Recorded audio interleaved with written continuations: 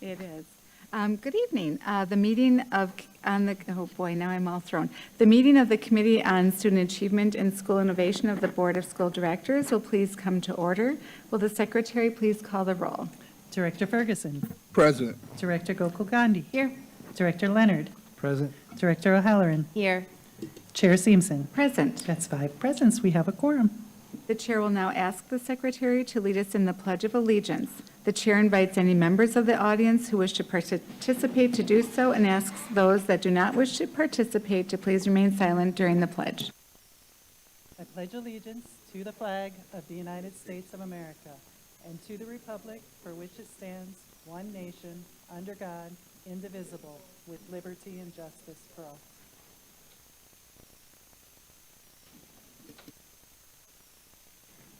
This meeting is being conducted from the Central Services Building.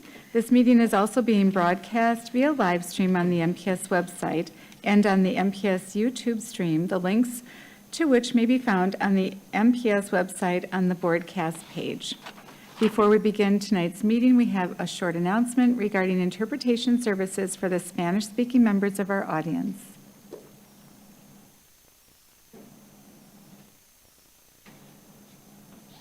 Which will be playing momentarily. Buenas tardes y bienvenidos a la Junta de la Mesa Directiva de las Escuelas Públicas de Milwaukee. Si desea escuchar esta reunión en español, por favor llame al 312-626-6799 e introduzca el número de reunión 832-0725-4267, seguido por el símbolo de número. Luego, introduzca el código 883149, seguido por el símbolo de número. Nuevamente, para escuchar esta reunión en español, llame al 312-626-6799 e introduzca el número de reunión 832-0725-4267, seguido por el símbolo de número. Luego, introduzca el código 883149, seguido por el símbolo de número. Thank you. For each of our items of business, we will hold a discussion and public hearing. If you wish to speak, please fill out a speaker slip and bring it to our secretary, Dr. Owen Moore.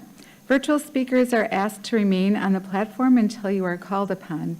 After speaking, virtual speakers may follow the rest of the meeting using the broadcast information previously mentioned. The committee will accept public comments on tonight's agenda items. Speakers may only address the item for which they have registered. Questions from the public may not be answered during the public comment period. Following public comment, the committee will begin its discussion and no additional comments will be accepted. When you are called upon to speak, please state your name and spell your last name for the record. For the sake of fairness and to give everyone a chance to speak, the chair reserves the right to limit the length of time allowed to any one speaker. Written testimony will be accepted for transmittal to the board. Send this testimony to the Office of Board Governance, P.O. Box 2181, Milwaukee, Wisconsin, 53201-2181, or fax to 414-475-8071, or email it to governance@milwaukee.k12.wi.us. Just as a reminder, Robert's Rules of Order dictates that all comments, questions, and requests should be directed to the chair of the committee, who will determine the most efficient way to address them. For the sake of safety for all and to ensure the good order of the meeting, harassment or intimidation tactics of any kind will not be tolerated. Anyone who engages in such harassing or intimidating words or actions will be immediately asked to cease. If such behavior continues, a recess will be called and the offending parties will be removed from the meeting. Anyone ejected from the meeting may continue to listen to the meeting or access the agenda items online. However, the individual will not be allowed to rejoin the meeting. Also, no one other than the members of the board, designated staff, and those who have been invited to present or participate in items of business will be allowed on stage before, during, or after meetings of the board and its committees. Finally, for our listening audience, if you wish to access this evening's agenda items and attachments online, you may do so by visiting the meetings, agendas, and minutes page of the MPS website. Now let's begin. Madam Secretary, item number 1. Madam Chair, item 1 is action on a request to approve an amendment to the non-instrumentality charter school contract with MC Preparatory School of Wisconsin, Inc. The recommendation is that the board approve the amendment to the non-instrumentality charter school contract with MC Preparatory School of Wisconsin, Inc. Would administration please present this item? Chair Simpson, members of the committee, Eduardo Galvan, interim superintendent. Joining me is Bridget Schock, who will summarize the recommendation before you to renew the non-instrumentality charter school contract with MC Preparatory School of Wisconsin. Following the summary of this information, we'll be happy to answer any questions you may have. Thank you, Ms. Schock. Thank you. Chair Simpson, members of the committee, Bridget Schock Anderson, Director of Contract to School Services. The item before you is a request to amend the contract with Milwaukee College Prep for an additional 72 FTE pupils. They're currently at 2,000, and so this would just move them to 2,072 pupils. MCP is requesting this amendment to allow for opportunities to recruit additional students at all grade levels. They have 4 campuses, and so this would encompass all of them to increase that growth. And at this time, we can answer any questions that you might have. All right, thank you. Do any members of the public wish to make comments? We have no speaker slips on this. Thank you. Do committee members wish to make comments or ask questions? See, Director Leonard. We're in such a rush to hand it off, aren't we? Oh, stop it, you two. I do have a question. I've been looking at the contract. I recruit from where? Because I thought there was always a provision that they would not be actively recruiting from our traditional schools, but they would be recruiting from other sources. Administration. Yeah, Chair Simpson, members of the committee, Bridget Schock, Director of Contract to School Services. So they currently have a 3-year-old program at their MCP North building. So it's to increase just their enrollment capacity. They still get paid off of their actual number of seats. So they still get paid off of their September count and how many kids actually show up, and then an average of September and January. Follow-up, Director Leonard. I'm not sure if that answered my question. Well, actually, that would be recruitment just from if it's that age group, they would be just recruiting from the general public. Do I understand that correctly? Administration. Yeah, Chair Simpson, members of the committee, Bridget Schock, Director of Contract to School Services. They're not recruiting from any of our traditional 'cause schools. we're This is just already- to open up, yeah. All right, that answers my question. We're good. Director Gopal Gandhi. So I know that in the past, we've had non-compete clauses in our contracts, and I do wonder if we could go back to that, because I think there have been some instances where, co-location allowed for charter schools to put flyers and backpacks of traditional students, and I just don't think we want that happening, and so would love during the next meeting if administration could collaborate with the Office of Board Governance to add that to our contracts. Administration or Chair Simpson, members of the committee, Bridget Schock, Director of Contract to School Services, yes. okay, thank you. And I'm just going to ask Dr. Owen Moore, I know that where would this come back? I know we had at some point talked about maybe having like a work session around charter schools. So I know this is something that's come up before, so if we could just make sure that that's added to that agenda to get that back into our contracts. Absolutely. 2 things. Director Schock and I have been talking about a board retreat in the summer with Works to go through all of our charter contracting. And then for this item, if desired, the item could be pulled at the regular board meeting, and potentially that language could be added if need be. Director Schock looks like she has something to say on that. My only wonder about that is because it's not, just like legally, because it would be in one contract versus all of them. I don't know, and I don't know if there's a way to sort of make how to handle that legally, but Yeah, yeah, we could look at that being in the model contract going forward, which would be best to do after we have that summer work session and determine what other things might need to be looked at for those model contracts. okay, I'm going to just look to committee members to see if they're in agreement. I'm seeing nods for yes, so wonderful. So it looks like we will tackle this in the summer. You need a motion? We for- do need a, Okay. we do need a motion. Oh, well, for the, yes, okay. I mean, for, yeah. yes, for Okay. this particular item. Got it. I move to approve the amendment to the non-instrumentality charter school contract with MC Preparatory School of Wisconsin as presented by administration. Any further discussion by members of the board? All right, okay. Madam Secretary, please call the roll. On Director Gokul Gandhi's motion to approve the amendment to the non-instrumentality charter school contract with MC Preparatory School of Wisconsin, Inc., Director Ferguson. Aye. Director Gokul Gandhi. Aye. Director Leonard. Aye. Director O'Halloran. Aye. Chair Simpson. Aye. That's 5 ayes, the motion passes. Thank you. Madam Secretary, next item, please. Item 2 is action on a request to approve the instrumentality charter school contract with the Alliance School, Inc. for the Alliance School. The recommendation is that the board approve the attached 3-year instrumentality charter school contract with the Alliance School, Inc. for the Alliance School to begin with the 2025-2026 school year and end on the last regularly scheduled day of the 2027-2028 school year. Would administration please present this item? Chair Simpson, members of the committee, I am again joined by Bridget Schock, who will summarize the recommendation before you to renew the instrumentality charter school contract for the Alliance School. Following the summary, we'll be happy to answer any questions you may have. Thank you, Ms. Schock. Thank you. Good evening, Chair Simpson, members of the committee, Bridget Chuck Anderson, Director of Contracted School Services. The item before you is the final step in the charter school contract renewal process. In January, the board approved a 3-year instrumentality contract renewal for Alliance and authorized the administration in collaboration with the Office of Board Governance and the Office of City Attorney to draft a renewed contract. Attached to this item is the red line contract. We also added the DPI benchmarks that outlines the requirements of the contract. In addition, we have the Appendix A that reflects those changes to current practices and is updated with some of the recommendations made by the Charter Review Panel. And then we have all the other appendices attached to this item as well. At this time, we can answer any questions you might have. Thank you. Do members of the public wish to make comments?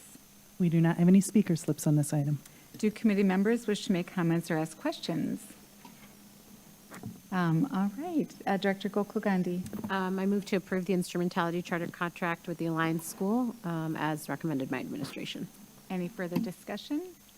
All right. Madam Secretary, please call the roll. On Director Gokul Gandhi's motion to approve the instrumentality charter school contract with the Alliance School, Inc. for the Alliance School, Director Ferguson. Aye. Director Gokul Gandhi. Aye. Director Leonard. Aye. Director O'Halloran. Aye. Chair Simpson. Aye. That's 5 ayes, the motion passes. Madam Secretary, next item, please. Item 3 is action on a request to approve the contracts for behavioral reassignment seats with Banner Prep and Lad Lake Synergy for the 2025-2026 school year.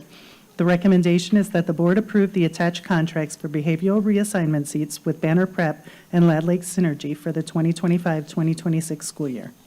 Would administration please present this item?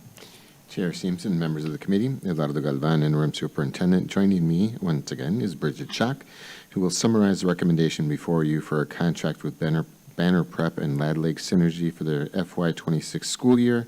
Following review of that information, we'll be happy to answer any questions you may have. Ms. Schock? Good evening, Chair Simpson, members of the committee, Bridget Chuck Anderson, Director of Contracted School Services. The item before you is a request to approve behavioral reassignment seats for Lad Lake Synergy and Banner Prep, and their leaders are in the audience today, Mr. Irvin, Ms. Givens, and Mr. Elms.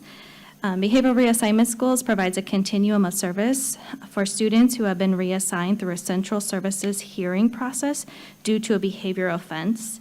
Both Banner and Lad Lake provide social-emotional curriculum that focuses on making healthy choices. Students set behavioral goals with staff, and depending on the behavior infraction, might receive additional therapy and counseling services. When students are assigned to one of these schools, they are met by a team of dedicated staff who provide mentoring and support to the students and family. At the end of each semester, student-led dismissals are conducted. During this time, students are able to showcase their growth and journey at the school and share strategies that have helped de-escalate behavior when a situation arises. These dismissals are open to parents and community members and district staff, and is a great testament to the supports and resources the schools offer, but more importantly, how schools apply these strategies when they go back to a traditional school setting. Many students share how initially they were angry with the reassignment, but when they arrived at the school, they learned to appreciate the smaller environment and opportunity for self-reflection and growth. The contracts are for 1 year to allow administration to review data and trends. Therefore, we are requesting 180 seats in grades 6 through 12 for Banner Prep. This is a decrease of 30 seats from the previous contract. We find that a smaller school setting is what is best for students in these types of programs. They also took on the Southeastern students when Southeastern closed, so their middle school seats expanded. So we're just kind of reducing that. And then we are requesting Lead Lake continue with 110 seats in grades 6 through 12. The contracts have amendments, just a few, to reflect performance metrics. These metrics align to alternative accountability that is required by the state, so we just adjusted those, so it reflects, it mirrors that. At this time, we can answer any questions you might have. All right, thank you so much. I do have a little post-it here that says I have a virtual speaker, so we'll do that first. Larry Hoffman, are you on the line? Larry Hoffman, are you on the line? Can you hear me? Oh, yep, we can hear you. Okay. Larry Hoffman, Hoffman. As some of you know, I'm a retired teacher, and I serve as a mentor to several African-American boys in Milwaukee. In the fall of 2023, a boy I was mentoring engaged in some violent behavior at his MPS school. He was given a central office suspension and was sent to Lad Lake Synergy. I worked with student services to convince his mother to enroll him there, but from my very first visit to the Lad Lake office, I was treated with suspicion. It reminded me of the many times I tried to help another boy who was in the juvenile justice system, where I was treated as though I was some kind of predator or intruder. I understand Lad Lake's need to ensure a student's privacy and safety, but even with his mother's permission to act on her behalf, Lad Lake was not interested in taking advantage of my knowledge of him or my dedication to helping him. Whether on the phone or in their office, they were brusque and unfriendly toward me. I felt like I was at a gateway into the school-to-prison pipeline. I had thought that they would teach him conflict management skills so he could eventually return to a regular school and succeed. After several months at Lad Lake, he wasn't showing me any evidence that his attitude toward conflict had changed, so I assumed he would stay there for summer school and into the fall semester to work on dealing with conflict. But instead, he was promoted and assigned to a regular MPS school. In the fall, he lasted only 3 months there before getting another central office suspension for violent behavior. Something is wrong. Something is wrong with the system when a youth is placed in a restrictive environment but comes out with the same behavioral challenges. In Lad Lake's website, they say that they've raised the scores on math and reading tests, but they don't show any results regarding students' behavior or students' ability to express an understanding of their behavioral issues. I suggest that you delay your decision and take a hard look at what you expect a behavioral reassignment school to accomplish and whether Lad Lake Synergy has been fulfilling your expectations. Perhaps things are perfectly fine at Lad Lake, or maybe they're not a good fit for MPS. And in your packet, you have a more detailed version of my testimony. Thank you. Thank you. Do committee members wish to make comments or ask questions? Director O'Halloran. Thank you, Chair Simpson. Could administration just talk a little bit about the oversight process and how you review the policies, procedures, and evidence just to ensure that there's fidelity of implementation and progress with, the goals and whatnot? Administration. Yeah. Chair Simpson, members of the committee, Bridget Schock, Director of Contract to School Services.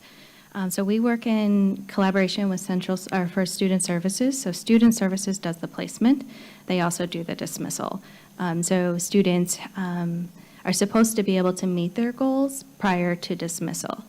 We actually met today to really make it more goal-centered around students versus time-driven, so that the goals are met and working in collaboration with the schools. As far as oversight, we are in the school all the time. This is the first I'm hearing of a concern of this nature. I hope that concerns can be directed so we can immediately take care of that, because that's what we do.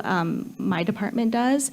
We directly work with the school to make sure that they are allowing for community people to come in and work and mentor with us students. They welcome that. They're an agency that welcomes community mentorship. They do AODA counseling. I mean, they have a mentor program. So as soon as students are assigned to that school, actually either one of the schools, they are provided with a mentor, and that mentor works with them to set goals. Those goals are around attendance, behavior, and academics. One of the things that we do struggle with is the transition when they go back to a traditional school, right? So you move a student for a short amount of time and then they transition back. So we're hoping that through kind of rethinking how we do behavioral reassignments, that we're able to strengthen what that process looks like so that students feel supported and are supported when they return. I like to say that the schools work miracles, but they really work with the students the best that they are able to do, and then the student has to also put forth the effort to be able to meet those goals as well. So, thank you. Any follow-up, Director O'Halloran?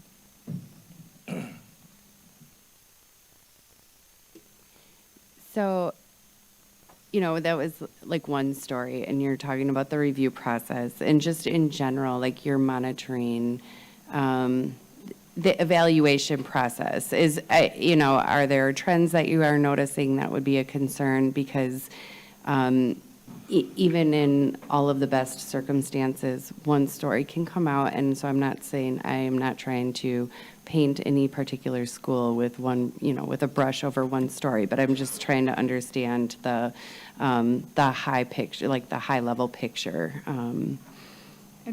Yeah. Administration. Chair Simpson, members of the committee, Bridget Schock, Director of Contract of School Services.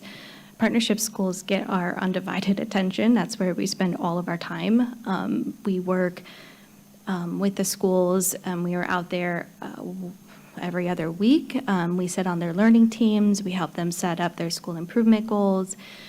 We monitor students in and out, so students that are assigned, and then when students are dismissed and where they go and if they come back. We work collaboratively with the school leaders and provide coaching and mentorship for them as well. We do monthly meetings and data chats. So it's a very tight oversight. This is a concern I haven't heard, and it's not one that we normally get. When we talk to the students, they want to stay at the school. They don't want to leave, or because they've formed those tight relationships and those connections. They appreciate the small environment. They appreciate the kind of the targeted support. They get a little bit more academic support as well, because you're talking about a very small class sizes. So they get that little bit more individualized attention. I welcome you to come to the student-led dismissals, because students are able to showcase their journey and what they've done, and how they've grown and how they've applied the strategies that they've learned through their curriculum. So they get that behavioral curriculum, that SEL, social emotional learning curriculum. They provide behavioral goals where they have to meet those regularly, and they have to practice what those strategies are to help in de-escalation. Does it work better in some students than others? I mean, perhaps, but that's the way it typically works. I think the biggest thing is how can we support our young people when they transition back? They get all the support they want, or they get a lot of support at the site, but when they transition, we find that that's a bumpy road for them. And so we are working on rethinking what that looks like, and we really just met an hour ago. So we're working on that for next year. Thank you. Director Gokul Gandhi. So thank you for clarifying. I think what I am curious about is, here's what happens, right? We have these board meetings, they're broadcast on the radio, we get callers like that who come in, and that might be one voice, but now there's this narrative out there about a school, right? And which might not necessarily be the right narrative, but we've also seen in the last couple months that some of our contract schools have had really large problems that have escalated to a point where we have groups of 15 and 20 people emailing the board. And so as a part of the retreat, when we think about this, can we also reconcile, like, what is that process of tracking comments, questions, and concerns about our contracted schools? How do we document that we've received a complaint? I think from what I'm reading between the lines, that Mr. Hoffman has not reached out to you directly and that you have not received any communication before today about the troubles he's had. So, you know, how do we, like, what does that process look like so that it doesn't all of a sudden become someone's calling into a board meeting and now the narrative becomes, you know, like, do you see where I'm going with this? So, yeah, would be curious to hear your response. Administration. Chair Simpson, members of the committee, Bridget Schuck, Director of Contracted School Services. So we have a process, right? So it's a process we use with all of our other schools. So we have 3 different avenues. They can go through Office of Board Governance to issue a constituent concern where we investigate and we follow up. They can call us directly. We get some of those calls and we work through it. Or they can go through the Parent Center and make a complaint that way, and it comes to us and we investigate it and we solve it. I think where department doesn't get it is when they go directly to you and not through the proper systems or channels, or for us to be able to have an opportunity to address the issue and to work with that school leader or that school community to make sure that it is rectified. I mean, this is the first I don't get concerns from Lead Lake at all. This is a surprise to me. Parents don't call complaining about that program, because what they are saying is how supportive they are of their young people in helping them through the program. Yeah. Dr. Gokul-Gandhi. And it's just really important to say that out loud, and also to say that, you know, there has been no documented constituent concern. Because again, what my worry is that, you know, narratives can change really, really quickly, right? And so I think it's really great that you reiterated the multiple avenues by which constituents can reach out to administration. Secondly, I do think, you know, just for the board, having a really clear definitive line of what is a board responsibility and what is an administrative responsibility. So I think re-educating the public at any point that we get of, well, anything that's, you know, sort of day-to-day functionality is really an administrative issue. And so that's where we start first. So, you know, I just think like this happens sort of over and over. And in some cases, it's a little bit more severe than others. But where is that like runway that I was talking about, so that it's not either like, it's either 0 or it's 100, because then it just sort of skews our understanding and people's understanding of like what is really happening, and when in the face of like really great work happening. So, Yeah, thank you. And I think, I appreciate that. And I mean, maybe Office of Board Governance, I actually don't know what happens I know what happens if something comes to me, but if it comes to the Office of Board Governance, is that then forwarded on? I'm assuming it is. Actually, we were just working on the language of our responses just yesterday, too. So it comes to our office, and then we reach out to administration to make sure that it gets responded to within 5 days. And then if it's a concern that's persisting, they might raise it again to our office so that we can think, you know, with the board, is there some policy need or governance need that's needed? But we do try to make sure that administration gets to respond to those concerns. So. Thank you. Thank you. Director Leonard. So a couple of questions. So one, do we have a rate for recidivism for those that go into a program, come out, are unsuccessful, and have to go back in, or simply we just know that was unsuccessful? Do we even know what those numbers are? Administration. Chair Simpson, members of the committee, Bridget Schuck, Director of Contracted School Services. At the top of my head, I can get that for you. We've collected that data. Oh, you do, so but we that's- can get some data for you, sure. And then I just a couple of comments. One, I saw this morning when I was reading it, and I said, well, you told me a long time ago to go there and check it out. So tomorrow I will check it out, just because, you wanted me to take a look at it and said I would be impressed, so I will go there to be impressed. And also, I think it's a challenge. I think part of the challenge is what you just said, though. Because those of us that have worked with students on and off, so I used to work at the Juvenile Detention Center and the CATC, and it is difficult. The back and forth does occur, and I hope we have something in place after they leave a place like Synergy or Banner Prep, so that they have support services that go beyond that place, because often they need that. I don't know how we do that, especially in an economic crunch that we're in, but your thoughts on that? Administration? Yeah, Chair Stevenson, members of the committee, Bridget Schock, Director of Contract to School Services. Yeah, so that's part of that transition work, in making sure that that student has somebody when they are at the receiving school to continue whatever goals they were working on at one of the behavioral reassignment schools and reinforce that positive behavior. So it's a hard system to put together, but we are working on something that's going to solidify that process. I'm good. Okay, it would be actually very, I think, helpful to the board to hear what that is. And, if it's something that you're currently sort of revamping or relooking at, maybe you could speak with Dr. Owen Moore and set up an opportunity to bring that back to the SASI committee.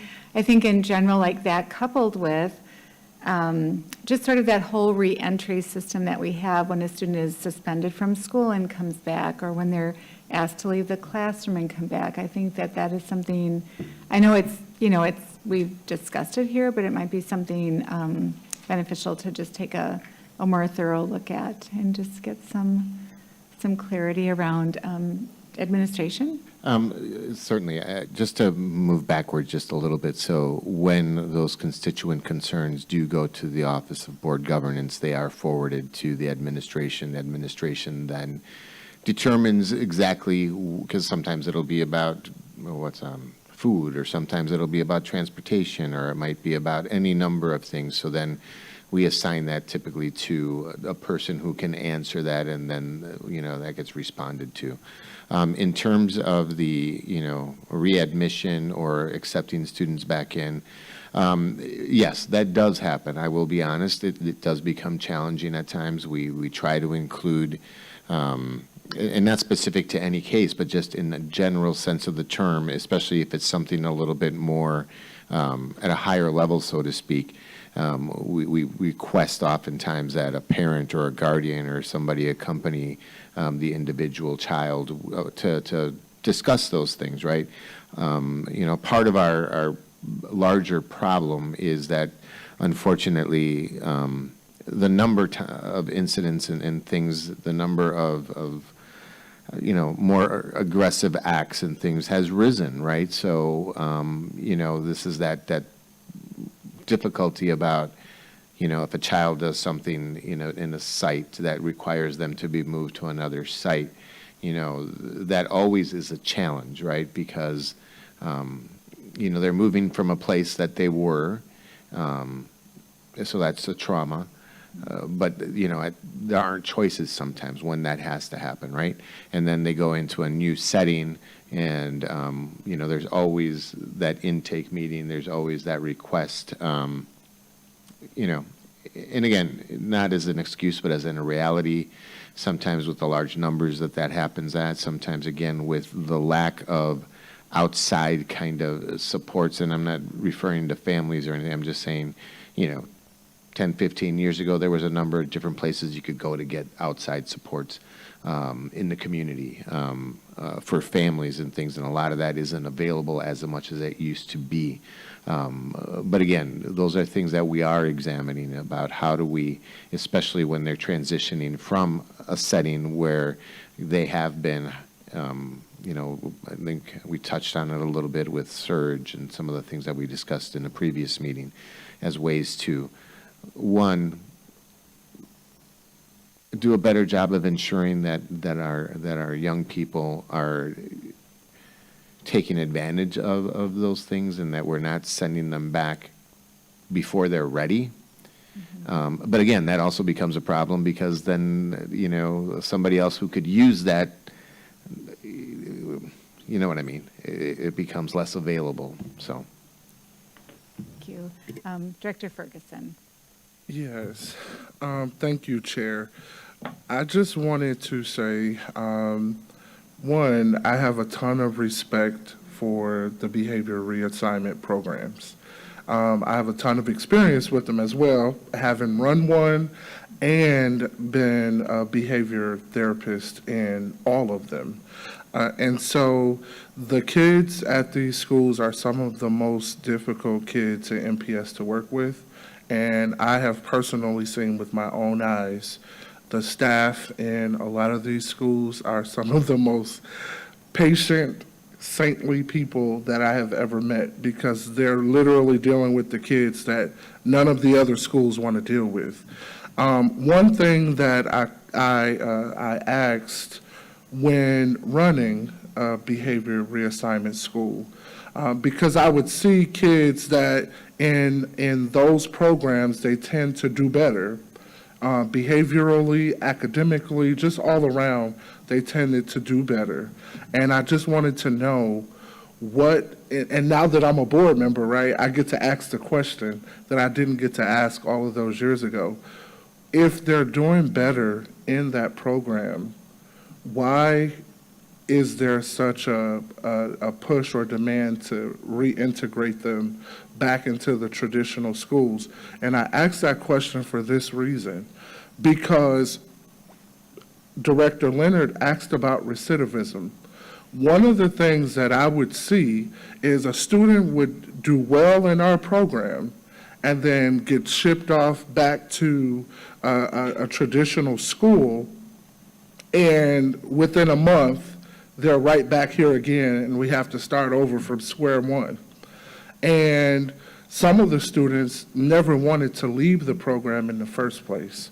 And so I always wondered what was the wisdom of the district in taking those students back out of those programs, reintegrating them, especially if they've indicated, their parents have indicated that they had no desire to do that.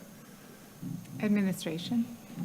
Chair Simpson, members of the committee, Bridget Schack, Director of Contract to School Services. That predates me, the rationale for that. I think that's just something that we've, and not that it's okay, that we just always done, and that's why we're rethinking what that process looks like, because you're right, there are kids that aren't ready to leave, and they should be able to stay there a little bit longer if needed. Ideally, we'd like to get them back to a school that maybe is smaller, maybe that can fit their needs the same way, or, as the current school, because it's specifically around behavior.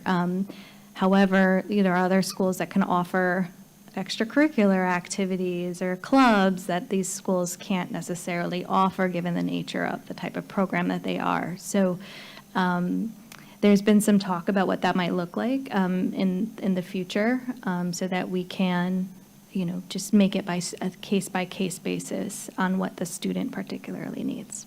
A follow-up, Director Ferguson? Yeah, thank you.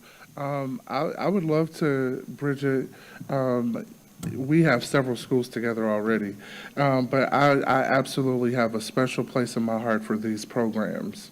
I really do, and they can really be strong strategic partners for the district.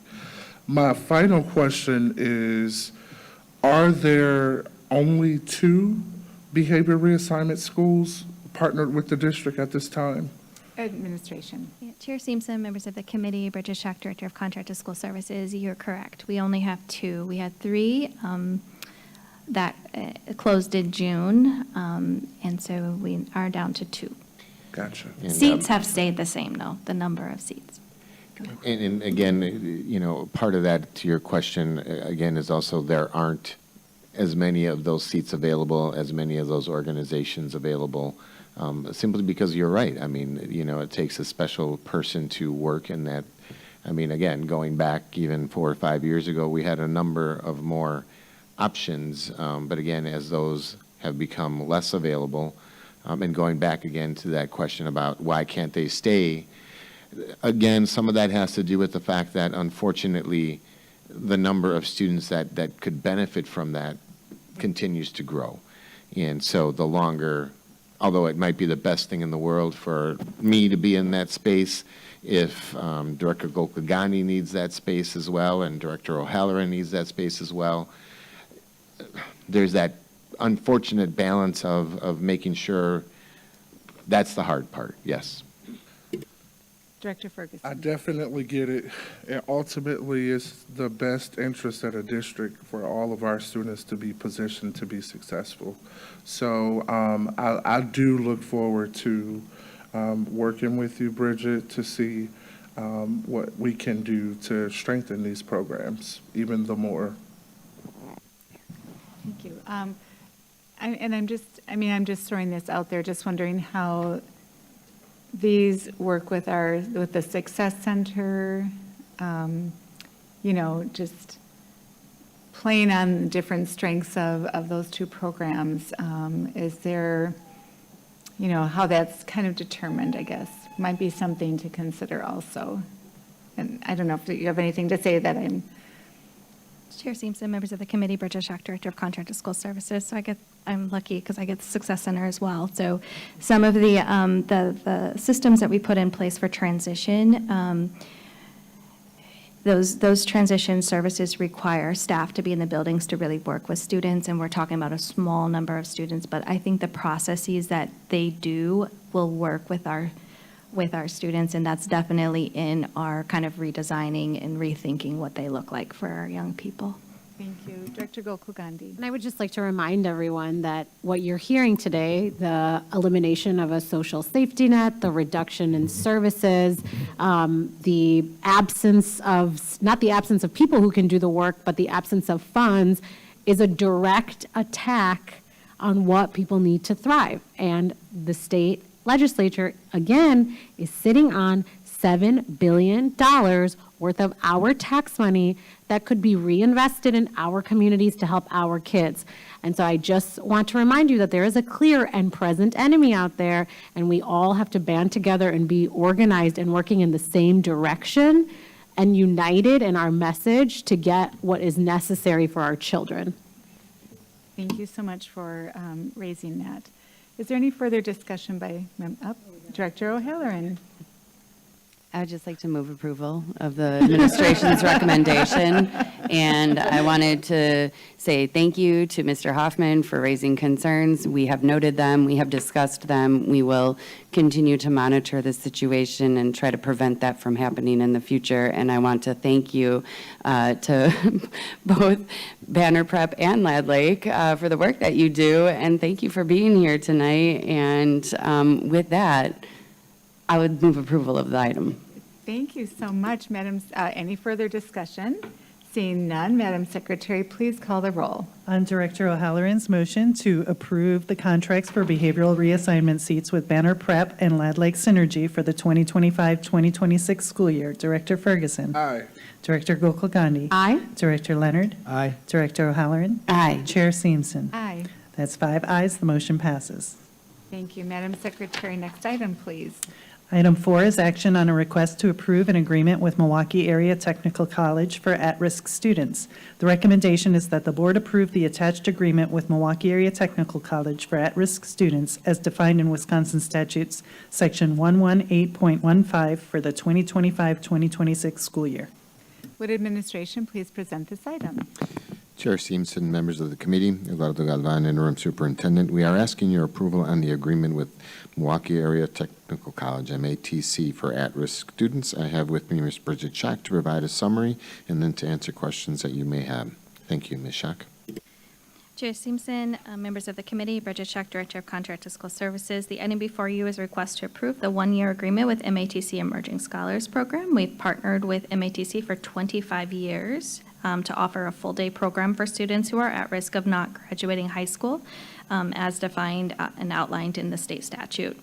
The Emerging Scholars Program provides young people with an opportunity to earn credits towards high school graduation. They also get to experience some of the other programs that MATC offers. And this is a standard item. We bring it every year. So attached, you will find the agreement, and at this time, we will answer any questions that you might have. Madam Secretary, are there any members of the public who wish to make comments? There or not? Committee members, Director Gokul Gandhi. I just want to speak to the effectiveness of this program. When I was a community schools coordinator at Bradley Tech High School, I remember we had one student who was really struggling and was able to take advantage of this program to get their pre-calc and ELA credits. And then that student went on to access the Promise program. And so this is, I think being at MATC, working with them and just understanding the resources available made an incredible difference in that child's life. And so thank you for continuing to have this partnership, and I think it's excellent. So unless there's any other comments, with that, I move approval. All right, any further discussion? All right, seeing none, Madam Secretary, please call the roll. On Director Gokul Gandhi's motion to approve an agreement with Milwaukee Area Technical College for at-risk students, Director Ferguson. Aye. Director Gokul Gandhi. Aye. Director Leonard. Aye. Director O'Halloran. Aye. Chair Simpson. Aye. That's 5 ayes, the motion passes. Thank you. Now, Madam Secretary, we had discussed the possibility of the regional showcase being flipped to the next item. Looks like everybody is here and ready to go. So, Madam Secretary, next item, please. The next item is report with possible action on the regional showcase for the Central Region. This is an informational item, and although it has been noticed for possible action, no action is required. So just for the listening audience, we are on item number 6. We will go back to number 5 after this presentation. Would administration please present this item? Chair Simpson, members of the committee, this evening we are excited to introduce to your monthly regional showcase featuring the Central Region. I have with me Dr. Carletta Nolan, Regional Superintendent for the Central Region. This evening, Dr. Nolan will present this showcase accompanied by Seaford Elementary's school principal, Ms. Deirdre Lafford. We're looking forward to your feedback and any questions you may have following the presentation. Thank you, Dr. Nolan.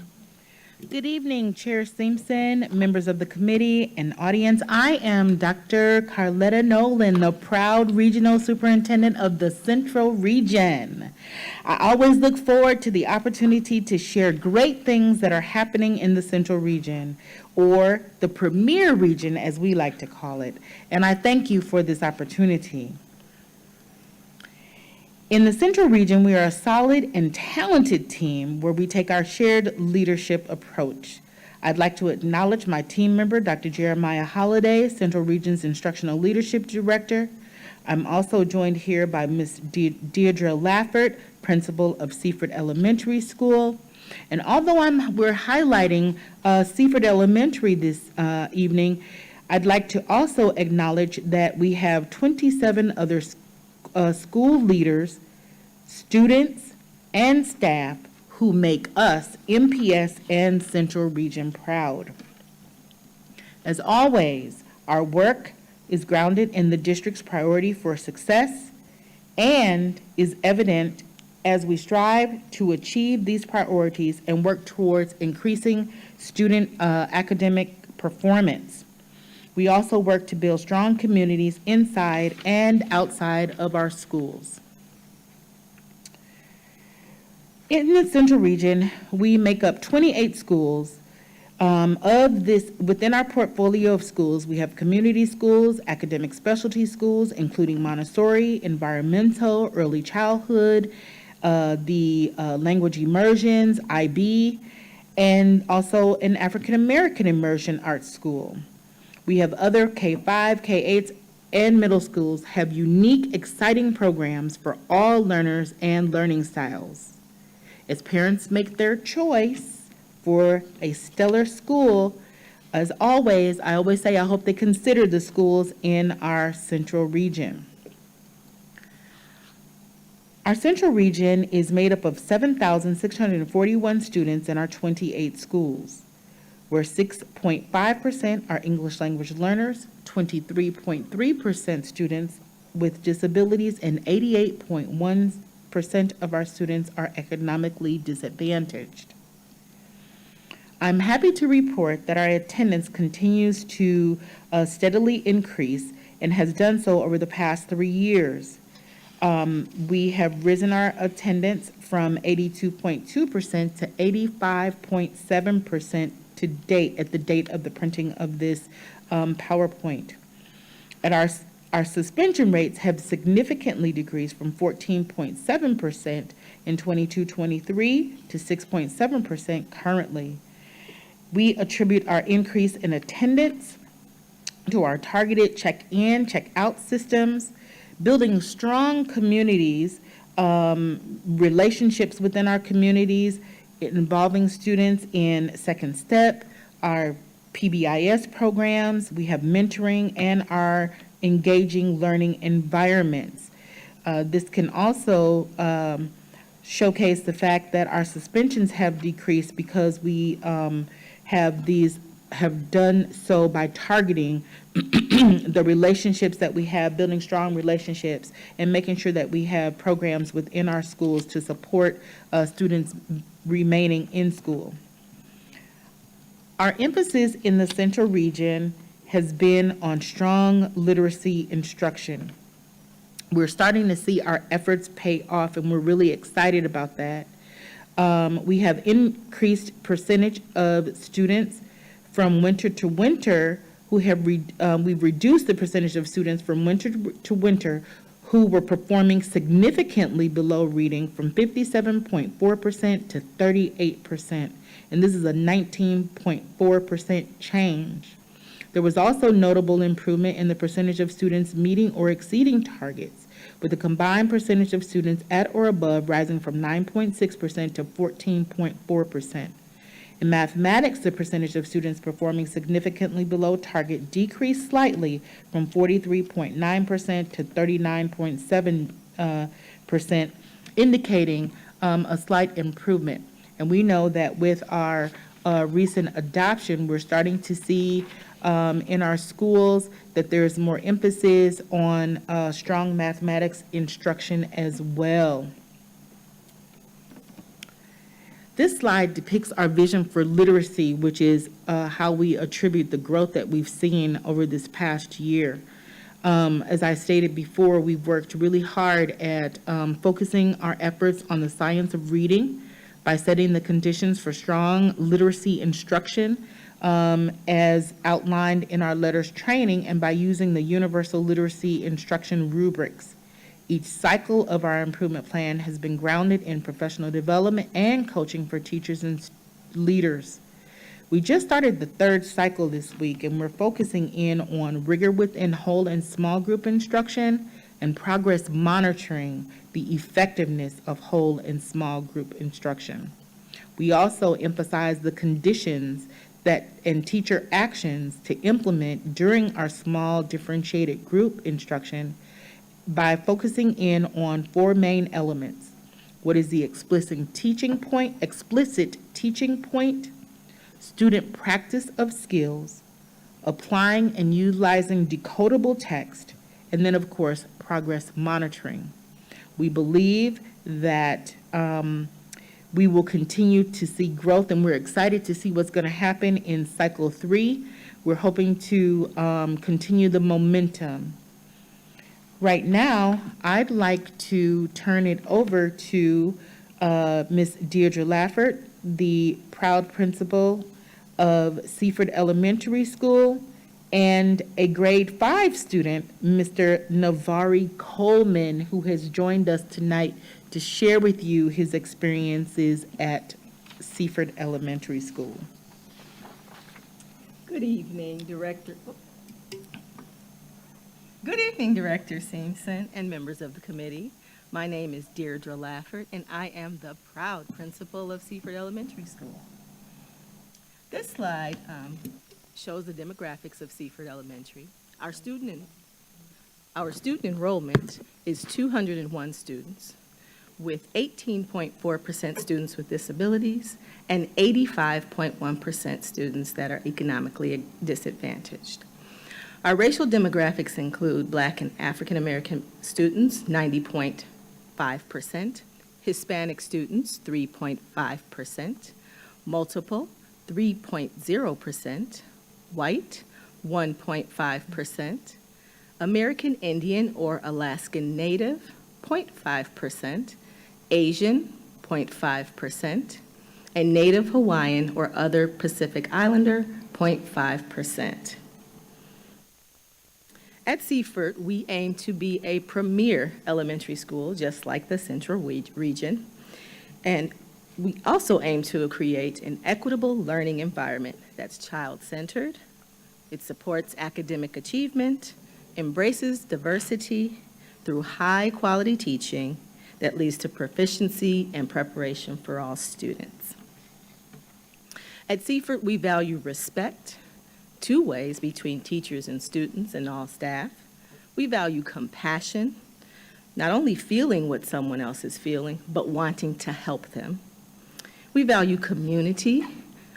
We think about the Ubuntu, I am because we are. Our motto is one team, one roar, we are Seaford, and we practice that every day. We value professional learning. We all are forever students at Seaford, continuing the learning process. And we value grit, where you don't give up, you don't give in, and we'll get through it together. In reading this year, this slide shows, in reading this year from winter to winter, we decreased the number of students performing significantly below from 52.2% to 41.1%, which is a 10% decrease.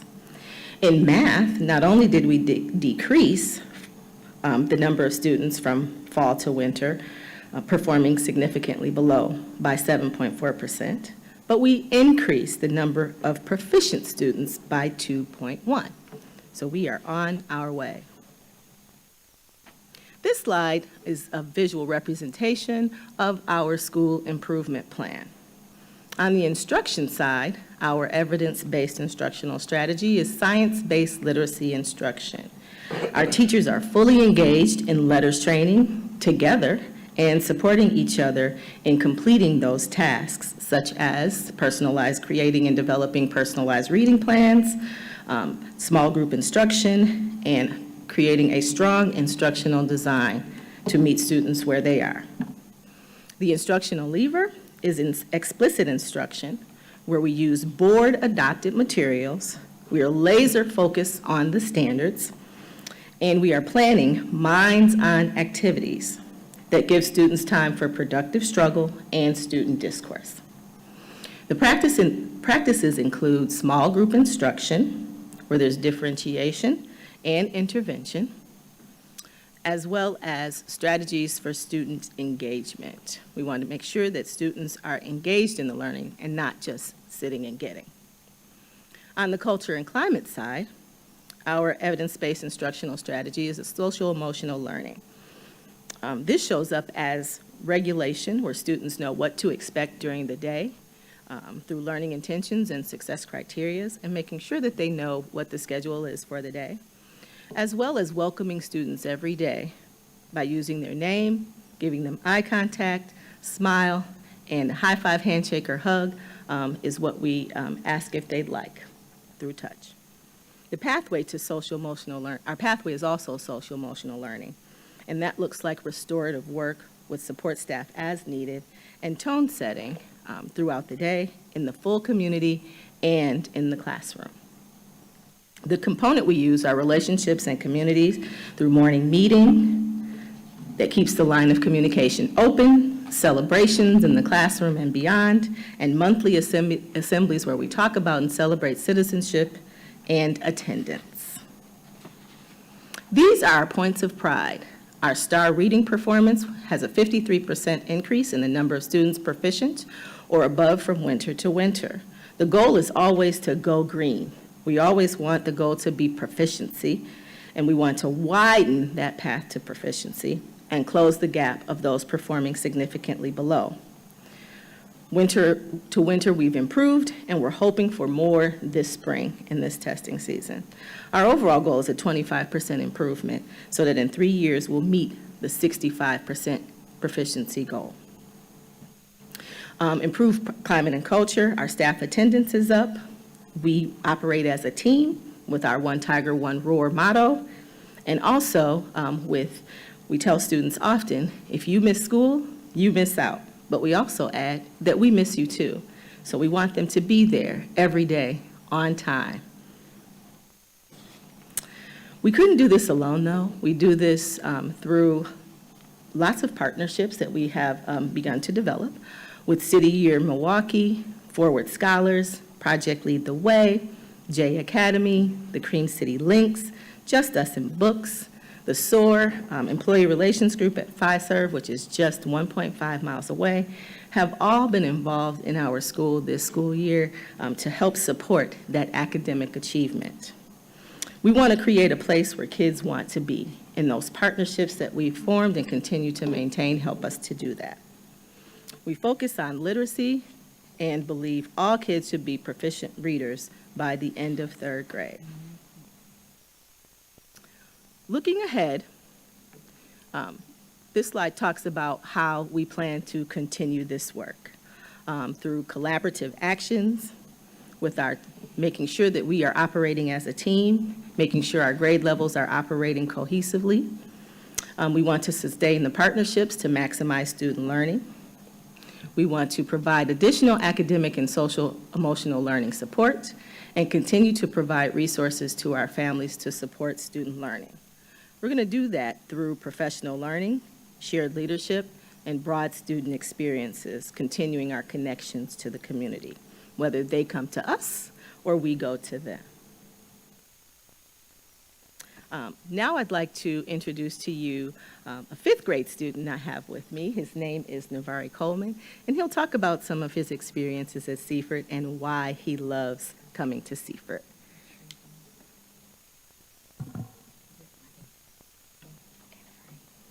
Good evening, Chair Simpson and other members of the board community. The experience I've had at Seaford has been amazing. We have did a lot of stuff, like this week on Thursday we have learned how to make ice cream and learned about the Wild West, how times has changed since then. And during Black History Month program, we have done a lot of learning about, let me think, like the frying pans and the ironing boards and refrigerators, and my personal favorite, the typewriter. And some of my things, like at my last school in Chicago, I was horrible at reading, terrible at it. But since I came to Seaford, my reading grades has went way up. I am way better at reading and math and social studies, science and more. I have had so many great memories, and all my teachers have went hand on hand with me and helped me with a lot of the stuff that I do now, and helped me with so much, like Mr. Sam and Mr. Al has helped me with math, reading, and having good penmanship. And what else? Miss A, she has taught us so much in gym, like more games than just made us go run around and play basketball all day. We have played so many games. Like this week, we have been learning how to golf, like doing mini golf courses in gym. And last week, we're learning about hockey. And I think next week, might be learning about a little bit more about football, I hope. One of my favorite subjects. And Miss Laffer, she has done a lot with us. Like next week on Thursday, we have our staff versus students basketball game, which I'm excited about. Staff don't know they're gonna lose though. And yeah, we have learned a lot there. My grades have went up since I was at my last school so much. I went from C's to straight A's. That was hard a little bit. Math is one of my favorite subjects. Yeah, love math. As of right now, math, we're learning how to do long division and getting ready for the state testing, which starts next week. And this Friday, we have our vocabulary test and stuff like that. And I want to talk more about Mr. and Mr. Al, how today was dressed up as your inspiration day, and my inspiration was Mr. Sam and Mr. Al, because they do a lot of stuff with us and teach us more stuff than we already have learned. I learned about jazz in our reading pie groups with Mr. Sam, and about fractions and angles with Mr. Al in our pie groups. That was more than I knew. And Miss Laffer would come in at different times. We'd just be sitting there doing math or reading. She had come in, just sit down and watch with us. Stuff we didn't know. And one thing we didn't know was at different times when Miss Laffer came in, she was coming in to make sure that we was doing what we were supposed to be doing. And like how every Friday we have a special guest come in and tell us more about what they went through growing up and give us encouraging words and things about what we should carry on. And this Friday we have a multi-millionaire coming in. Can't remember his name, but all I know is he owns a lot of things, movie theaters, buildings, and yeah, those were some great experiences I had to see for, especially the field trips, the Urban Ecology Center, ice skating. And in third grade we went skating, went to the movies. Yeah, popcorn was good.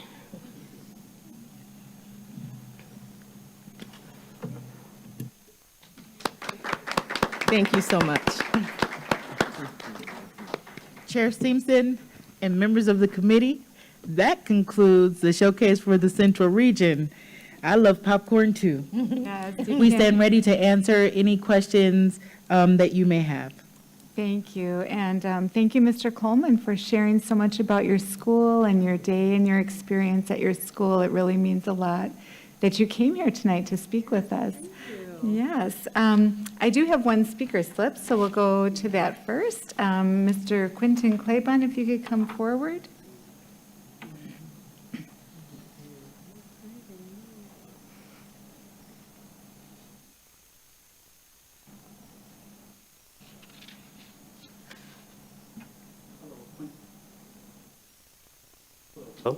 Hello, Quentin Claiborne, K-L-A-B-O-N. Thanks so much. Usually I have something prepared, but I was inspired by some of the great work going on in Central Region, so just had a couple of questions and comments. One, Mr. Coleman, keep making good decisions. You smoked it, great job. I also wanted to congratulate Central on, especially this year, suspensions down. Hopefully that's all for good reasons, solving problems and not suppression. Wanted to share, since I missed Tuesday, data for 2024 came out statewide. There was lots of good news for Milwaukee Public Schools. Basically, all the indicators were moving in the right direction compared to 2023. Suspension stayed about flat, which is good news for two reasons. One, it matches the data that you've been told in your board meetings, which is always great. And then secondly, that actually defied state trends. So in 2024, suspensions went up by a bit statewide, whereas you all, or the hard work of the staff, helped keep those down. And if Central Region is slashing them in half this year, hopefully you'll have something, the board members will have something to celebrate next year, and I hope you promote that and show that that's happening in Milwaukee Public Schools. I did want to raise a question about reading, if possible to answer. It was mentioned reading plans, Act 20, they had to take a test, Ames Web Plus, a little screener for the first time, and lots of kids in places like Kenosha, Green Bay, Beloit, lots of kids were flagged as needing reading plans, and so I was wondering if Central Region could share what percentage of kids are on reading plans now, not in any way to denigrate, more to talk about the challenge, and then two, I would love to hear more about the reading plans and work that's happening to catch those kids up and accelerate them like the gentleman on stage. So, yep, thanks so much. Thank you very much. Administration, I don't know if you have any insight into percentages for students who are on those reading plans now. I know it's a heavy lift. Director Simpson, members of the committee, Eduardo Galvan. We don't have that prepared right now, but we will certainly obviously be collecting all that data as we move through that, and we'll be happy to provide that to the board. Yeah, I think that would be a really good thing actually to discuss at a future SASI meeting. It's an important piece of Act 20 in the reading plan. Do committee members wish to make comments and ask questions? Oh, I'm sorry. Did you have something to say? Chair Simpson, members of the committee, We have been working in the Central Region all year long to address what needs to happen in preparation for the personalized reading plans for students. Each of our school leaders, along with our teachers, are aware of their groups, and teachers have identified when they will be teaching the small groups, who the students are in their small groups. Each of our principals has been charged with creating a focus group of students so that they're able to go into each of the classrooms to ensure that they are monitoring that these students are receiving their number of minutes with their personalized reading plans. We have reviewed the personalized reading plans, looking for very specific elements that need to be included for students. Again, as I stated earlier, with us, we are looking at what is the explicit teaching point, meaning what is it that each of these students needs with this small group, and then making sure that we provide time for students to practice whatever the skill is, and then applying, using decodable text, making sure that students have actual in their hands text, and then, of course, the progress monitoring, which occurs every week for each of these students. Just today in the Central Region, we had either a small group workshop or professional learning for our regional team, or we had a 2x4, including our SBCs, myself, and the instructional leadership director. During this time, we shared with the expectations for Cycle 3, which really focuses in on ensuring that we have these professional learning plans in place and that we are monitoring, we're progress monitoring, but in addition to that, we have included these actions in each of the SIPs in the Central Region, with the exception of a few who have autonomy to do so. And we also, leaders are creating a leader action plan, which I call a LAP. I say because the SIP sits in your lap, and so you need a leadership action plan around this small group instruction to ensure that we are not because it's a law, but it is a civil right for students to be able to read. And we need to, like, our big word this year is impact. What is the impact on what we're doing? If we can't show that there's some kind of impact, then really what are we doing? So that speaks to what's happening with the plans in the Central Region. Thank you so much, Dr. Noland, for kind of addressing that on the fly. Really appreciated a lot of thought and insight in what you just shared. And I know, Director Ferguson, you had a question or comment. Sure. First of all, Mr. Coleman, keep up the great work. You make us all so proud, and sitting here hearing you speak, it really recalibrates all over again what our purpose is for being here in the first place. So keep up the great work. We owe you a round of applause for just being a star student. And then secondly, I did get an opportunity to visit Seaford with Dr. Nolan and Ms. Lafford. I can say, let me back up a little bit. First of all, when people make presentations to the board, there's only so much you can really know based on what they're saying or what they're projecting to us. But when you actually get out and are on the ground, which everybody here knows this already, you actually get out into the schools and on the grounds with the staff, with the students, it can either substantiate what they're saying or it can challenge what they're saying to us. When I walked through Seaford, it was an amazing experience. It was a gym. Seaford is a gym, and I've always known that because every year on their first day of school, like the community wraps around these kids and forms these receiving lines. It's absolutely incredible. But to go inside the school beyond, standing on the cusp, but going in, you'll find students engaged, like totally engaged in their learning. Ms. Lafford is out of her office, in the hallways, in the classrooms. I've even seen Dr. Nolan in the classrooms teaching at the board. It was so fun to watch and see, because it really proved to me that we have some extremely passionate educators in some of our buildings, and hopefully in all of them, but I can speak and I can vouch for what I saw in Seaford Elementary School. So I'm very proud of the progress that you guys have made, as evidenced by Mr. Coleman being here tonight. And I just want to personally thank Ms. Lafford and Dr. Nolan for your leadership and for just giving it your best every day. So thank you. Thank you very much. Any other comments or questions? Director O'Halloran, thank you. I just, I sit here and I've only been here a couple of years. So I'm just on this first name thing. I swear, I sit here and all I have is first names. I'm sorry. Director O'Halloran. It's all good. Thank you, Chair Simpson.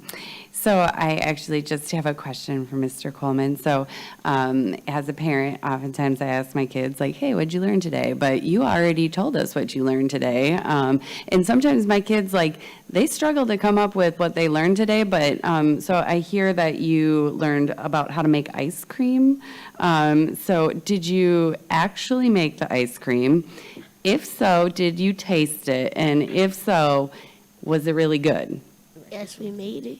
Director Simpson and members of the community, and it was delicious. Amazing. I have never made ice cream, and so I'm really glad that you had that experience, and now you know how to do it, and maybe sometime you can come back and teach us. And I just want to say how happy I am that you are here in Milwaukee, and I'm glad that you came up here to Milwaukee from Chicago. So thank you for being here tonight. Director Gokul Gandhi. I would love to get an update on who wins the staff versus students basketball game. So if you could email the Office of Board Governance, then they will let us know, because I'm going to put my money on you. Yeah. So, Mr. Coleman, you got to come through for us, okay? Yeah. We're rooting for the students on this one. Any other comments or questions? All right. Well, thank you so much. And again, Mr. Coleman, thank you so much for coming this evening. We really appreciate the time you spent with us. Good luck on your vocabulary test tomorrow. Yes, and good luck with that basketball game. Can't wait to hear about it. Madam Secretary, next item, please. Madam Chair, going back, item 5 is report with possible action regarding the seal of biliteracy. This is an informational item, and although it has been noticed for possible action, no action is required. Would administration please present this item? Chair Simpson, members of the committee, Eduardo Galvan, interim superintendent. This evening, I am joined by Solmaris Gonzalez to share a presentation with you on our Seal of Biliteracy program. Following the presentation, we'll be happy to answer any questions you may have. Thank you. Ms. Gonzalez. Thank you, Mr. Galvan. Director Simpson, members of the committee, Solmaris Gonzalez Chico, Curriculum Specialist for World Language and Language Immersion, as well as the Seal Biliteracy Coordinator for the district. Today's presentation will highlight the Seal Biliteracy and how it impacts our student population. In connection to the 5 priorities for success, the Seal of Biliteracy serves to recognize achievement and cultural competence. The strategic plan provides a framework that supports our effort in guiding students towards earning the Seal of Biliteracy by aligning language programs with the goal in the strategic plan. We help students achieve this prestigious recognition upon graduation, reinforcing their multilingual skills and college and career readiness. Since 2015, MPS has collaborated with the Department of Public Instruction to develop the Seal of Biliteracy as a statewide recognition. These state-approved credential honors students who achieve proficiency in English and one more world language by graduation. MPS is dedicated to ensuring all students can access the benefits of multilingualism, intercultural learning, and global competence by valuing and promoting bilingualism as both personal and community asset. Multilingualism offers numerous cognitive benefits such as improved memory, problem solving, and multitasking skills. These cognitive advantages, combined with the ability to communicate across languages, open up a wider range of career opportunities, particularly in a globalized workforce where multilingualism and intercultural competence are highly valued. Moreover, intercultural learning fosters empathy and respect, helping students better understand and connect with diverse cultures, which is essential for thriving in an interconnected world. MPS provides students with many opportunities to expand their multilingualism and biculturalism through different language programs.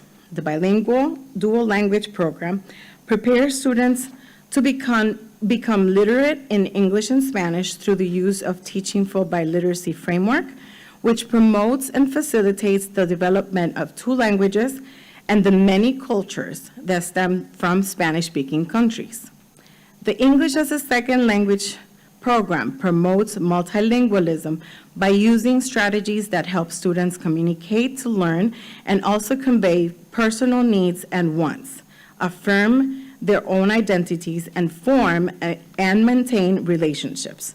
With such an explicit focus on student identity and their connections to others, students see their linguistic gifts as part of their identity. The language immersion programs offer core content taught in 4 different languages, French, German, Italian, and Spanish, to help students become functionally proficient and acquire an understanding of and appreciation for the target language and culture. The World Languages program prepares all students to be multilingual, culturally competent, and responsible citizens of an interconnected world. The 2019-2020 school year marked the launch of the Seal of Biliteracy in MPS. Thanks to the dedication of school-based coordinators and advisors, 18 students earned this prestigious recognitions in French, German, and Spanish. Since then, we have expanded these recognitions to include 17 additional languages, reflecting the diverse linguistic backgrounds of MPS students. Igbo was the newest language added to the list. With approval from DPI to continue adding languages, we remain committed to increasing access to this opportunity. The goal for the school year is to graduate 260 students with the Seal of Biliteracy, further strengthening the district's commitment to multilingualism and global competence. MPS encourages all students who speak English and another world language to take part in the Seal of Biliteracy at their high school and work to achieve and graduate with this honor. To support the work, we host the Multicultural Exposition Fair, where candidates present their social cultural competency project in English to the public and as seen on the images. This year, we have 10 high schools participating in the program: Audubon, Golda, Hamilton, High School of the Arts, King, School of Languages, Pulaski, Reagan, Riverside, and South Division. Every high school in MPS selects a school-based coordinator who recruits a team of advisors composed by any staff member who is willing to work closely with students to help guide them through the process of attaining the seal. The Wisconsin Seal of Biliteracy requires students to demonstrate proficiency in 3 key areas. In the first 2 areas, students must achieve an intermediate high level in speaking, listening, reading, writing, and/or signed language proficiency in both English and their target language. The third area focuses on social-cultural competence, where students must demonstrate a deep understanding of cultural connections between U.S. culture and the cultures associated with their partner language. Students reflect on presenting at a cultural activity with their evaluator in their partner language to further demonstrate their knowledge. At the end of the school year, we celebrate all Seal of Biliteracy graduates with a language festival, recognizing their hard work and achievement in multilingualism. We invite everyone to take part in the language festival this year at the Rosa Parks Auditorium at Golda Meir Upper Campus on Saturday, May 17th, beginning at 10 o'clock in the morning. Thank you for your support of the Seal of Biliteracy. We will take any questions you may have at this time. Thank you for that presentation. I just want to acknowledge the work that former Director Baez did to kind of make sure that our language programs continued to grow. And I know he always used to love saying, like, come to MPS and learn another language. And, you know, it's just really nice to see that work continuing. So thanks for that report. Do any members of the public wish to make comments on this item? We have no speaker slips. All right. Do any members of the committee wish to make comments or ask questions? Director Leonard? First of all, very good presentation. It really answers very succinct and clear, so I appreciate that very much. It makes it easy to understand exactly what the program is really all about. I've had the honor of just being able to go several times to the presentations, and I just want to I think a couple of our students have ended up being Harvard graduates, if I'm not mistaken, which the Seal of Biliteracy, along with whatever else they were doing, which seemed has really it's impressive, and I just keep up the great work. I'm excited about it, and it's great to have a program like this in the city of Milwaukee with Milwaukee Public Schools. Thank you. Yes, it is. Any other members of the committee for comments or questions? No? All right. Thank you again for that report. Very exciting and certainly makes all of us like MPS proud. All right, before we adjourn tonight's meeting, I just want to take a moment. We have some people on this stage who are going to be leaving this committee or leaving their spot on this stage very soon after this meeting. So first of all, I'd like to just thank Director Leonard for his work on the SASI committee. Thank you so much. Your questions helped us all think a little bit more about the work that's being done here, and I also appreciate your loose interpretation of Robert's rules. It's helped this committee really stay focused and keep looking professional.